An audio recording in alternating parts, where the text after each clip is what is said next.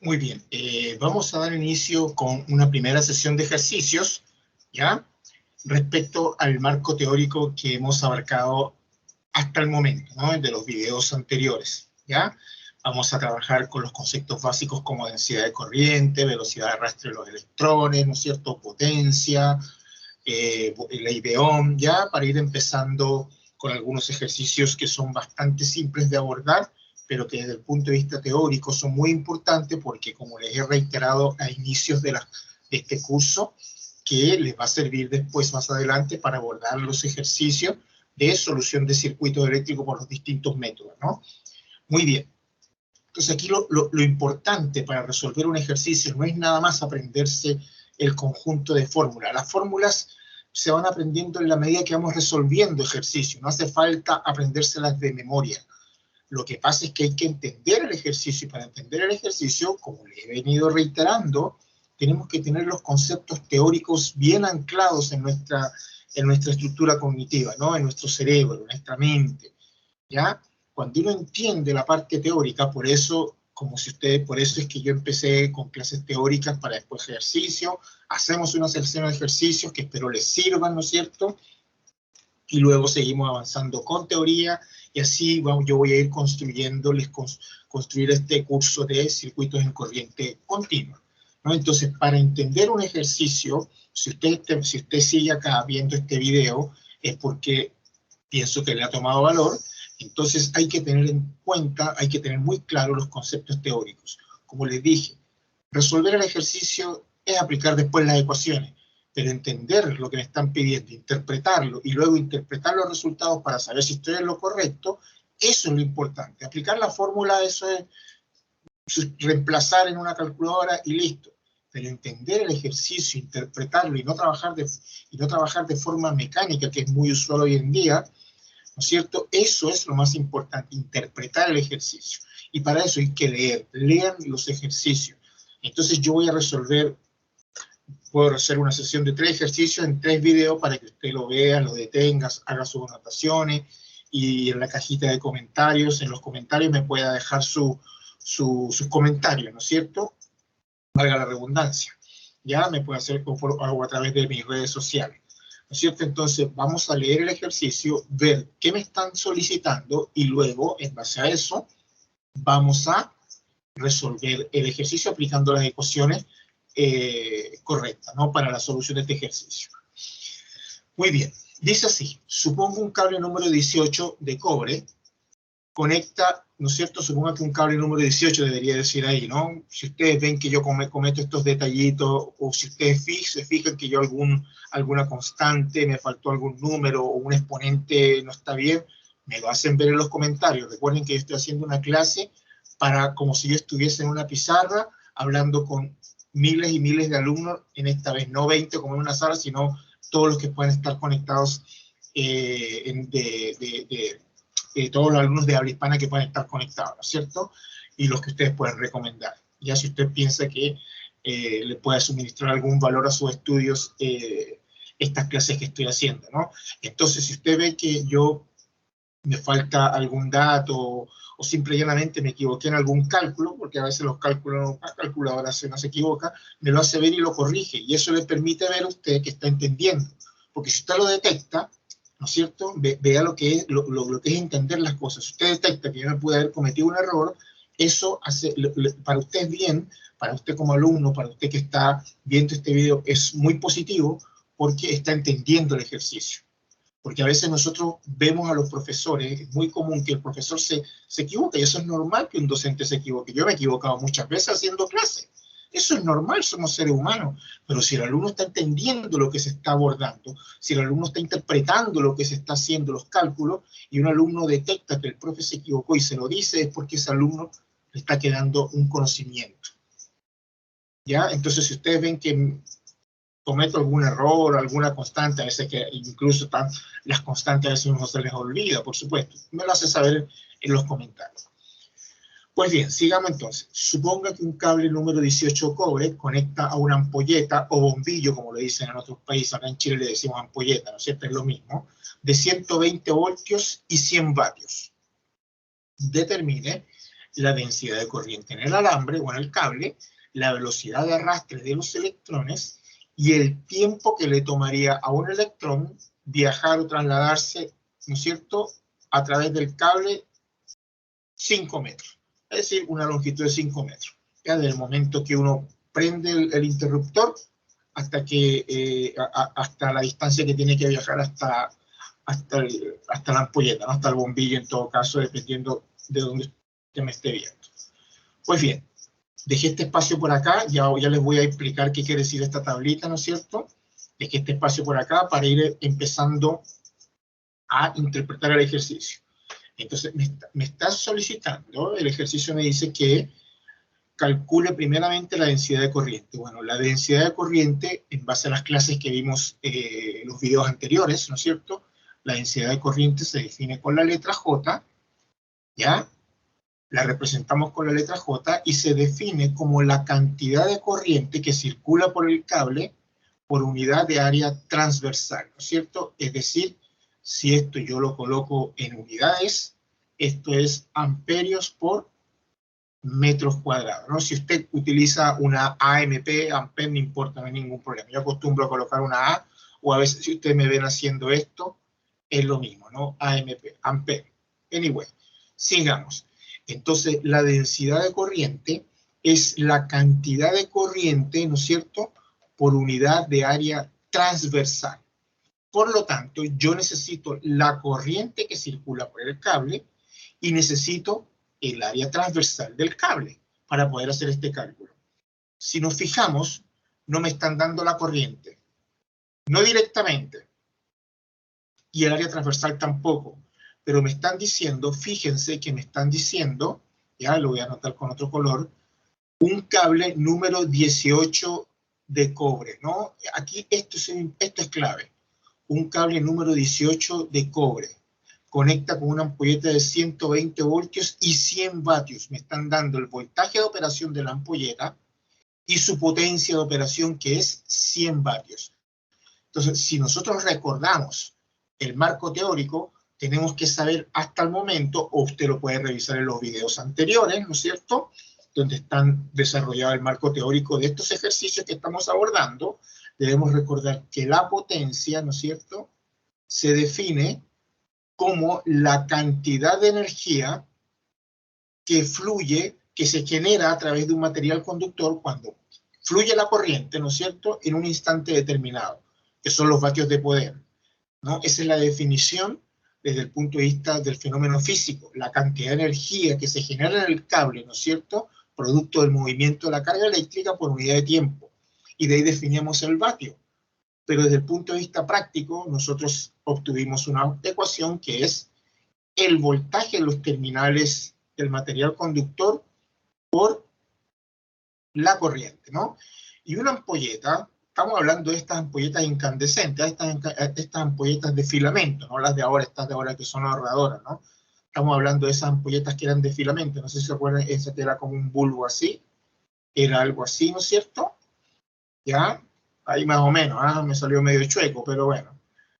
Si ustedes le preguntan a algún abuelito, usted o su papá, ellos quizás la conocen, ¿no? Entonces, esas ampolletas que era un filamento, ¿ya? Que cuando recibía cuando se conectaba a la red, encendía, ¿no? Y generaba calor, ya generaba mucho calor. Pues bien, entonces, la potencia de la cual opera esa ampolleta es de 100 vatios y está operando a un voltaje de 120 voltios. Acá en Chile trabajamos con 220, pero bueno, este es de un texto que yo utilizo, ¿no es cierto? Ustedes lo pueden hacer con 220 a ver qué pasa, cambia el voltaje nada más, ¿no es cierto? A manera de práctica después que entiendan este. Entonces vamos a hacer, hay que despejar de acá porque tengo la potencia de operación, tengo el voltaje de operación, vamos a despejar la corriente entonces.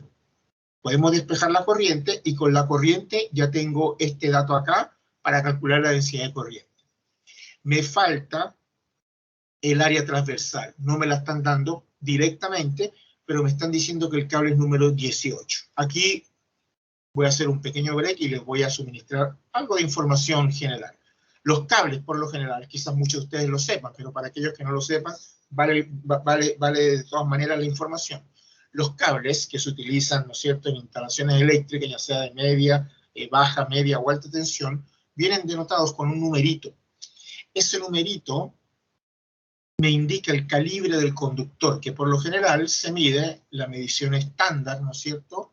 Que por lo general ese cable se mide en A, W, G, número y el numerito del cable. 18, en este caso. 12, 14, 16, número 6, número 4, 1, 0, y así sucesivamente. Entonces, dependiendo del nivel de corriente en el cual yo vaya a trabajar, cuando se hace una instalación eléctrica, se proyecta la corriente y yo voy a instalar un cable. Ese cable tiene una sección transversal y va a depender de su equivalencia, ¿no es cierto? En el calibre. Esto que está acá es el calibre del conductor. ¿Qué quiere decir el calibre? Bueno, el grosor, ¿no es cierto? El área transversal. ¿Recuerdan que decíamos que cuando un cable a medida que un cable tiene mayor área transversal, por la ecuación de la resistencia de un cable va a tener menor resistencia y por lo tanto por ahí podrá pasar mayor corriente? En tanto que un cable, a medida que un cable tiene menor área transversal, más delgadito, un calibre más pequeño, ¿no es cierto? Su resistencia va a tender a ser más grande y por ahí va a pasar menos cantidad de corriente. Pues entonces esto lo pueden buscar en cualquier tabla. Yo encontré y la pegué acá para ilustrarles, ¿no? Ustedes pueden encontrar en internet la equivalencia de cables AWG, ¿no es cierto? Con los milímetros cuadrados para saber el área transversal de un cable número 18. Ya yo encontré esta que la pegué acá, ustedes pueden colocar en Google, ustedes pueden googlear y van a encontrar estas tablas, ¿no es cierto?, donde ustedes pueden ver la equivalencia del cable en su numeración, cable número, como dice acá. Vamos a hacerle un pequeño zoom acá. Vean que dice AWG 1, 2, 3, 4, 12, 14, ¿no es cierto? Y después sigue acá 16, 17, 18. Aquí está el que nos interesa a nosotros, ¿no? ¿Ve? Aquí tienen la numeración en AWG y su equivalente en área y en diámetro en milímetros. Entonces, si nos ubicamos acá, el cable número 18, este que nos interesa a nosotros, ¿no es cierto? Este que está acá, si ustedes se fijan, vamos a hacer acá un pequeño aquí a mano alzada, ¿no es cierto? Este que está acá. Ahí estamos, ¿no es cierto? Tiene un área en milímetros cuadrados de 0.823, ¿ya? 0.823 milímetros cuadrados. Ese es el área transversal. Y con este dato, entonces ya puedo calcular, ¿no es cierto? Ya puedo calcular, vamos a hacer el zoom a donde estamos, ya puedo calcular la densidad de corriente, porque ya sé que el área transversal, ¿no es cierto?, de cable número 18 cobre es 0.823 milímetros cuadrados, ¿no es cierto? Y con esos datos, ya los sacamos de acá, y con esos datos ya puedo hacer el primer cálculo, ¿no es cierto? Como les dije, esta tablita ustedes la pueden ubicar en cualquier página de estas que trabaje con conductor. Ustedes como googlean, como les dije, tabla de equivalencia en milímetros cuadrados de los conductores de cobre o aluminio, cual sea que vayan buscando, y les aparecen distintas páginas y ustedes seleccionarán la de su gusto, ¿ya? Muy bien, para eso era que necesitábamos esta tabla, ¿no? Para eso era lo que necesitábamos. Vamos a deshacernos de ella, ¿no es cierto? Y vamos ahora sí a resolver nuestro ejercicio. Ya puede empezar a calcular entonces la densidad de corriente. Vamos a hacer el cálculo entonces. Entonces, primeramente tengo que calcular la potencia, porque ya tengo los datos. Si yo despejo de acá, si ustedes se fijan, si se despeja de acá, este que está multiplicando pasa para acá dividiendo, por lo tanto, la corriente será igual a la potencia de la ampolleta partido el voltaje de operación, ¿no? La potencia en la cual opera la ampolleta partido su voltaje de operación, que me están diciendo es de 100 vatios su potencia y 120. Por lo tanto, reemplazamos acá, entonces me queda 100, ¿no es cierto? 100 vatios. Yo no coloco a veces las unidades, ¿eh? Pero les aconsejo que siempre que terminen el ejercicio coloquen las unidades, acostúmbrense de trabajar con unidades, ¿ya? Si ustedes la quieren colocar acá, ya eso es comodidad de cada quien. Dividido 120 voltios. Por lo tanto, ¿qué corriente nos da esto? Bueno, si vamos a la calculadora, por supuesto, decimos 100 partido 120, eso me da 5 septos, ¿no es cierto? 5 septos amper, o lo que es lo mismo aproximadamente 0,83 periódico, es decir, 0,83333333 amperes, ¿no es cierto? Esa es la corriente estimada de operación de ese circuito, ¿ya? Para esa ampolleta. Es decir, no tiene que ser más allá de 0,83 amperes. Ya tengo la corriente, tengo el área transversal que es de 0,823 milímetros cuadrados, por lo tanto calculo la densidad de corriente. Ojo, mucho cuidado, el área transversal, antes de que hagan cualquier cálculo, mucho cuidado con las unidades, 0,823 milímetros cuadrados. Recuerden que la densidad de corriente se expresa en amperios por milímetro cuadrado, es decir, amper en milímetros la cantidad de corriente, ¿no es cierto?, que se concentra por unidad de área transversal, que es metros cuadrados, ¿ya? Que es metros cuadrados. Dense cuenta que aquí está en milímetros cuadrados, esto hay que transformarlo a metros cuadrados. Es un error muy común que yo detecto siempre en los alumnos. Las unidades para hacer las transformaciones, ¿no es cierto?, les cuesta a veces. Esto que está en milímetros cuadrados hay que transformarlo a metros cuadrados, ¿ya?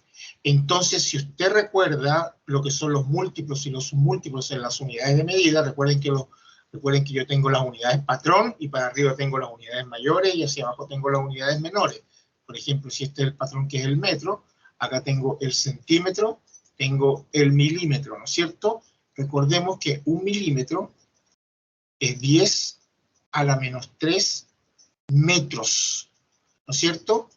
Un milímetro es 10 a la menos 3 metros. Recuerden que un milímetro, ¿no es cierto?, es menor que un metro, por lo tanto, se divide en 1000, que es lo mismo que 10 a la menos 3 metros. Por lo tanto, si yo esto lo elevo al cuadrado, si yo tengo un milímetro cuadrado, ¿no es cierto?, vamos a seguir por acá, y esto también lo tengo que elevar al cuadrado para que me queden metros cuadrados, ¿no es cierto? Entonces, un milímetro cuadrado será equivalente a 10 a la menos 6 metros cuadrados. Mucho cuidado con esos detalles. Son errores muy comunes que a veces solemos cometer resolviendo este tipo de ejercicios donde se involucran unidades pequeñas, ¿no? Y que después para hacer los cálculos tenemos que trabajar siempre en el sistema internacional. Recuerden que en el sistema internacional la distancia en metros, ¿no es cierto?, la masa en kilogramos, la corriente en amperes, la fuerza en newton, ¿no es cierto?, la velocidad en metros por segundo, la potencia en vatios, el voltaje en voltios, y así uno puede hacerse incluso un pequeño torpedo o una pequeña chuleta, como le dicen en otros países, de esos detallitos que a veces nos pueden jugar una mala pasadita en una prueba. Aunque de todas maneras esto, resolviendo ejercicios, se les pueden ir acostumbrando a trabajar con ellos, ¿no? Muy bien, entonces, si un milímetro cuadrado son 10 a la menos 6, perdón, metros cuadrados, por lo tanto,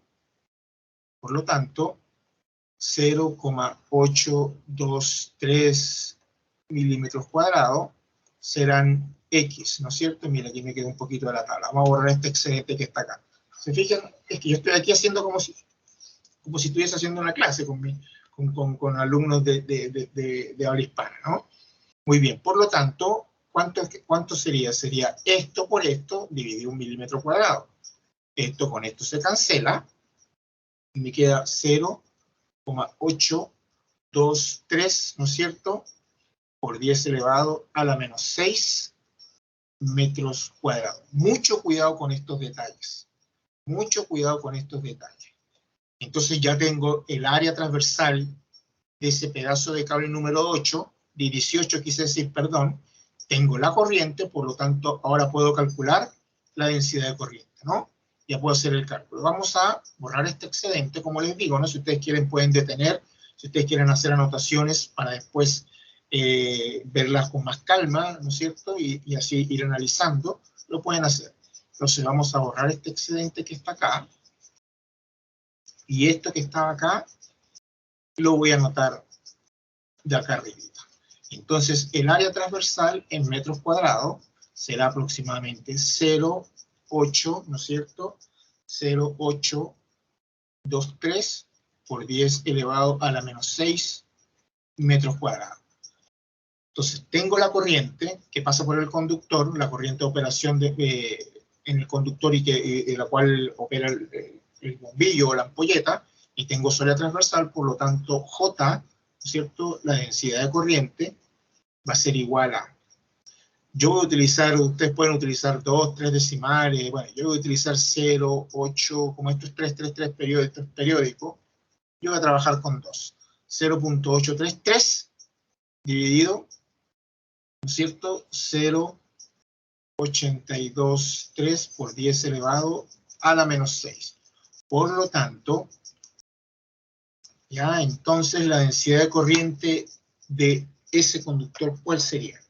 Sería entonces, si hacemos los cálculos, sería 0.833 partido 0.823 por 10 elevado a menos 6, ¿no es cierto? Eso me da aproximadamente, eso me da una densidad de corriente de 1,0, ¿no es cierto? 1, voy a agregar un decimal más, 0,12 por 10 elevado a la 6 amper metros cuadrados. No se les olvide las unidades al final. Yo no las coloqué acá, pero las coloco al final, ¿ya? Eso es costumbre mía. Pero si a los que les gusta trabajar con las unidades durante todos los ejercicios, háganlo, que eso es muy bien, porque eso me permite llevar un orden. Y recuerden que las unidades, ¿no es cierto?, son muy importantes para aprender a identificar lo que estamos trabajando, ¿ya? Muy bien, entonces fíjense, vamos a interpretar el resultado. Ya vamos a interpretarlo. Estará bueno, digamos que dudamos, lo resolvemos y dudamos, ¿no? ¿Ya?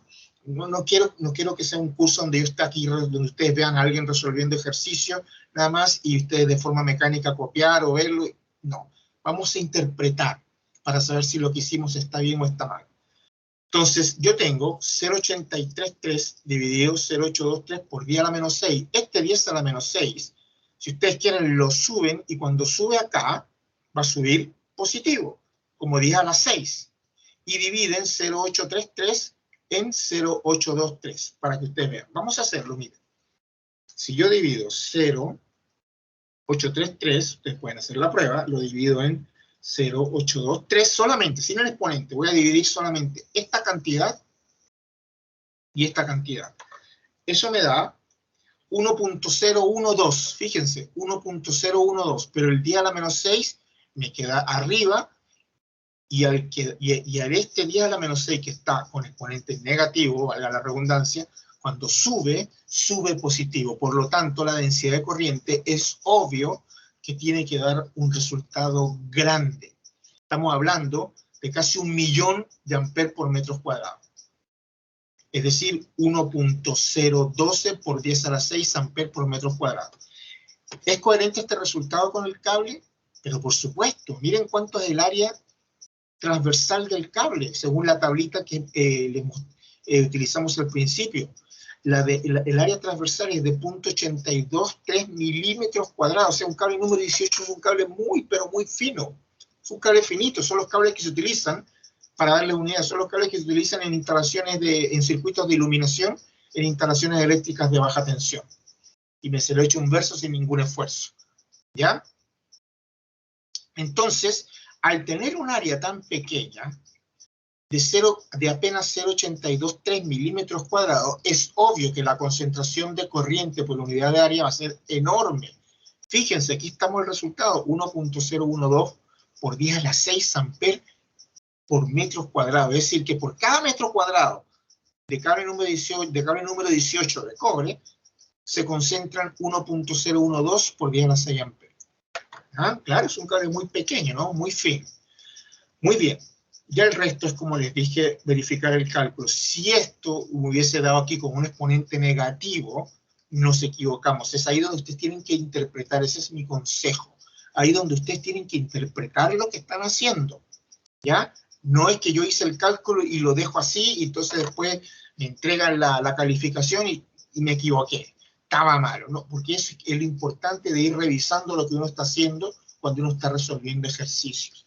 Y para eso hay que aprender a interpretar los resultados que se obtienen. Y es así como se hace. Es así como se hacen los buenos procesos, se hacen interpretando siempre resultados. Porque ustedes creen que sus profesores en ciertas asignaturas de laboratorio siempre en el informe les exigen la interpretación de los resultados o análisis de resultados, precisamente para que nosotros, ¿no es cierto?, pongamos a trabajar nuestra lógica e interpretar, digo, ¿no es cierto?, si lo que estamos haciendo está bien o está mal en base a los resultados que estamos obteniendo, ¿ya? Entonces, bien, ya tenemos la densidad de corriente. Luego, ¿qué me dice? Volvamos para acá de nuevo. Me dice la velocidad de arrastre de los electrones. Bueno, la velocidad de arrastre de los electrones, ¿cómo la calculamos? Recuérdense la ecuación, ¿no es cierto? Voy a anotarla en este espacio que tengo acá arriba. Voy a borrar esto. ¿Ya? Voy a borrar esto y voy a anotarla por acá. La velocidad de arrastre de los electrones, si recordamos los fundamentos teóricos de los videos anteriores, es igual a ¿cuánto? Es igual a la corriente que circula por el cable, ¿no es cierto?, dividido el número n, que es la cantidad de electrones por metro cúbico, por la carga del electrón, por el área transversal. O lo que es lo mismo, recuerden que corriente por unidad de área transversal es la densidad de corriente, por lo tanto, esta ecuación se transforma en la densidad de corriente dividido la cantidad de electrones por metro cúbico por la carga del electrón. Cualquiera de las dos que utilicen, ustedes pueden hacerlo con este y después lo hacen con este y van a ver que tienen que llegar al mismo resultado, ¿no? Y eso les permite saber si lo que están haciendo está mal o está bien. Yo voy a utilizar esta. Les dejo como tarea a ustedes que lo hagan por esta ecuación, ¿no? Para que vean que les sirva de manera de práctica, ¿no? Muy bien. Vamos entonces. Entonces, la velocidad de arrastre de los electrones, ¿ya?, es igual a, vamos a reemplazar acá, J, ya la tenemos, que es 1,0112 por 10 elevado a la 6. La cantidad de electrones por metro cúbico, ¿se acuerdan los datos que yo les di en la clase, en el video anterior donde les hice el ejemplo con el cobre? Bueno, recuerden que este N, recordando, ¿no?, haciendo un recordatorio, recuerden que ese N va a depender del tipo de material. En este caso es cobre, y debemos recordar que el N del cobre, ¿no es cierto?, la cantidad de electrones por metro cúbico, yo lo tengo anotado por aquí en todo caso, porque como les digo, aprenderse todas esas constantes, ¿no es cierto?, la cantidad de electrones por metro cúbico es igual a 8,45 por 10 elevado a la 28, ¿no? Más o menos electrones por metro cúbico, ¿no? Ese es más o menos un aproximado, ¿no? 8,45, perdón, por 10 elevado a la 28 electrones por metro cúbico quizás. Ya, ese es el N. Y debemos recordar que la carga del electrón, si no me equivoco, es igual a 1,67 por 10 elevado a la menos 19 coulombs, ¿ya? Estos son datos, esto está en tablas, ¿ya? Esto está en tablas. Yo no sé, eso depende, como les dije en el video anterior, va a depender de cada profesor. Hay veces que hay a veces que los maestros dejan sacar las tablas de esas constantes porque son imposibles aprenderse todo eso, o en el mismo ejercicio te hacen un pequeño paréntesis por ahí donde te colocan esas constantes que te van a servir, ¿ya? Muy bien, entonces reemplazamos acá.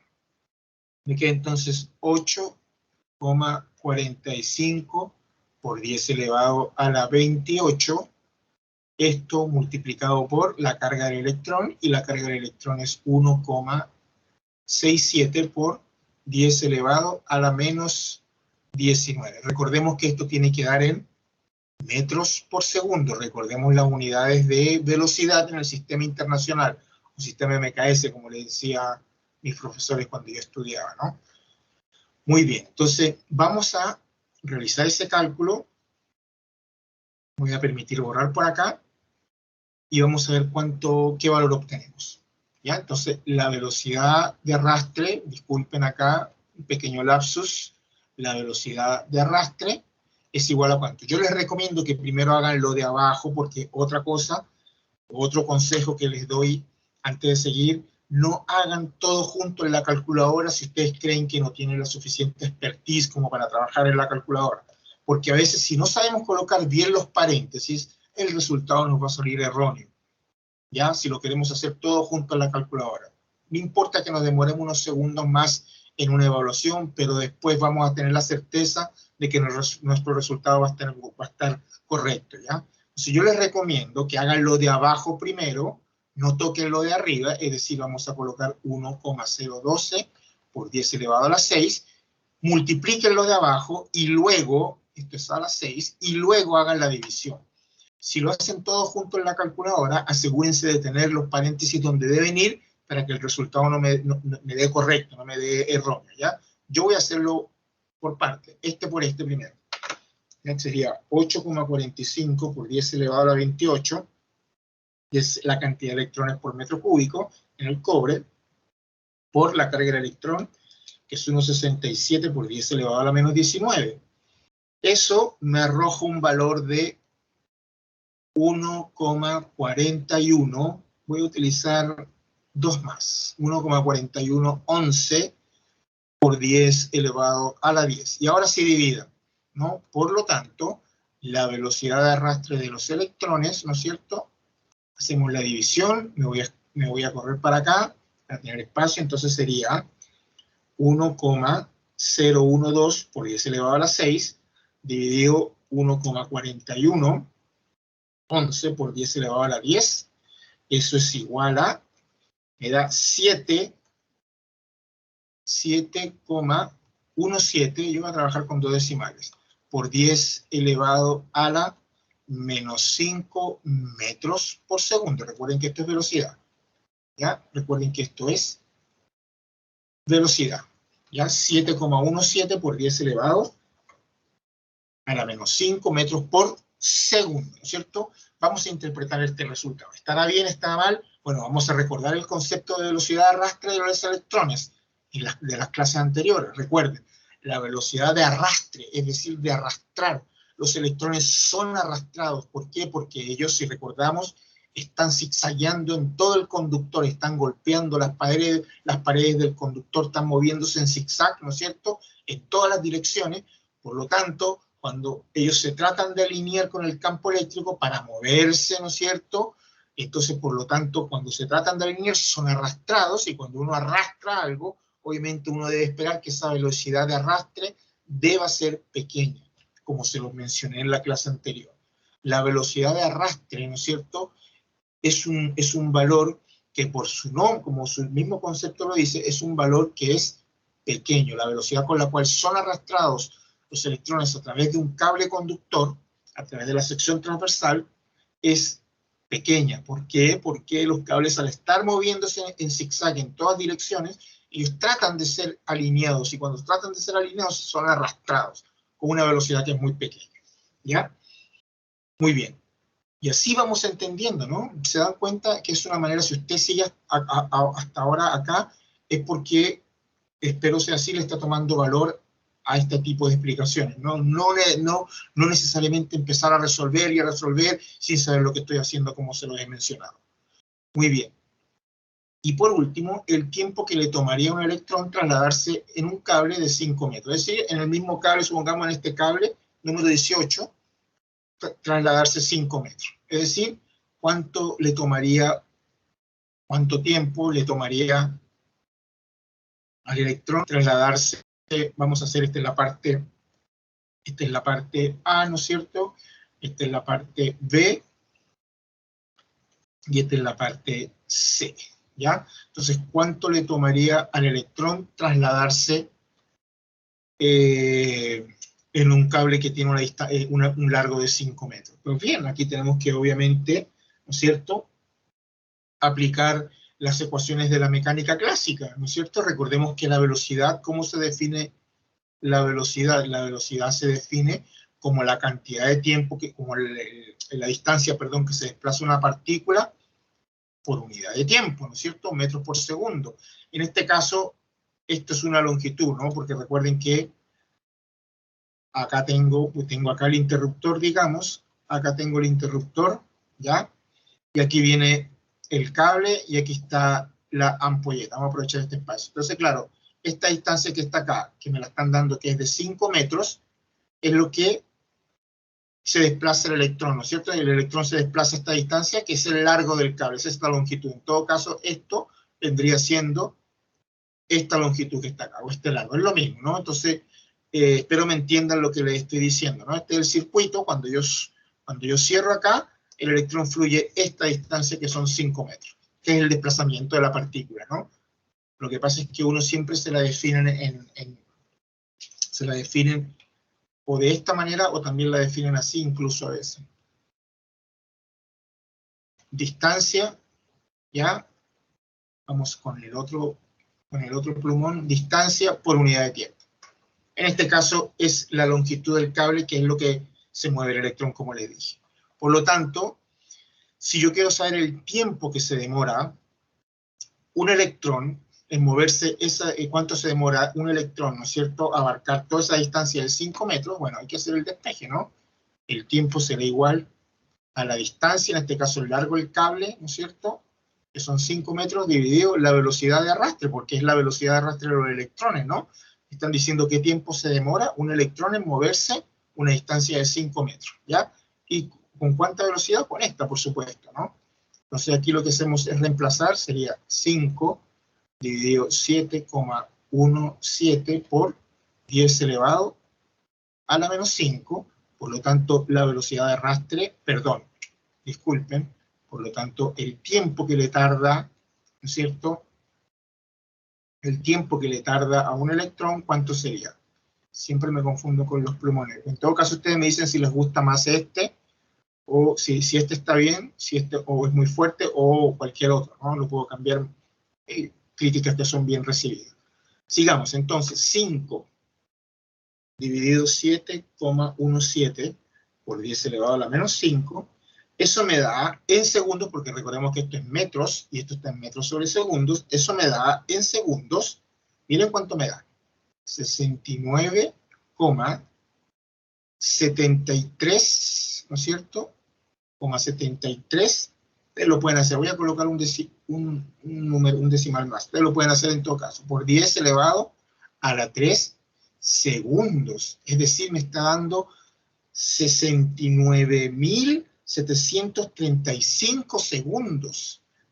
Eso es muchísimo tiempo. Imagínense un electrón, ¿no es cierto?, desde el momento que yo enciendo la ampolleta acá, y para recorrer esta distancia necesita 69.735 segundos. Eso es mucho tiempo. Vamos a colocarlo en horas, ¿no? Vamos a colocarlo en horas. Lo podemos hacer de dos maneras. Recordemos que un minuto tiene 60 segundos. Por lo tanto, 69.000, ¿no es cierto?, 735, ¿cuántos minutos entran? Y después los minutos los pasamos ahora, ¿ya? Si no se acuerdan, por ejemplo, yo no me acuerdo en este caso cuántos segundos tiene una hora, pero ya podemos hacerlo así y les aseguro que va a ser lo mismo. Entonces, ¿cuántos minutos están contenidos en 69.735 segundos? Entonces sería 69.735, ¿no es cierto? Hacemos acá el cálculo dividido 60 segundos, ¿no es cierto? Los segundos, esto es segundo, ¿no? Los segundos con los segundos se van y me quedan aproximadamente 1.162,25, ¿no es cierto? 1.100, la tecnología, no se preocupen, no es nada malo, ya cosas que no pasan en una clase realmente presencial. 1.162, quise decir, 25 minutos, ¿ya? Y los minutos los pasamos ahora, por ejemplo, si lo quiero, igual, miren, fíjense, si lo quieren tener en minutos. Yo se lo estoy haciendo por acá de segundos a minutos y de minutos a horas. Si ustedes lo quieren pasar directamente ahora, lo tienen en horas, pero fíjense que en minutos también es mucho, es obvio, es esperable el resultado. Si en segundos son 69.735 segundos, en minutos, fíjense, son 1.162,25 minutos que le tarda un electrón en moverse esa distancia de 5 metros, desde el momento que yo enciendo el interruptor. ¿Y en horas cuánto sería? Bueno, voy a hacerlo por acá abajito. Una hora tiene 60 minutos. Por lo tanto, 1.162,25 minutos tendrán X. Por lo tanto, si lo coloco acá, voy a aprovechar este espacio acá. En horas, ¿cuánto sería el tiempo?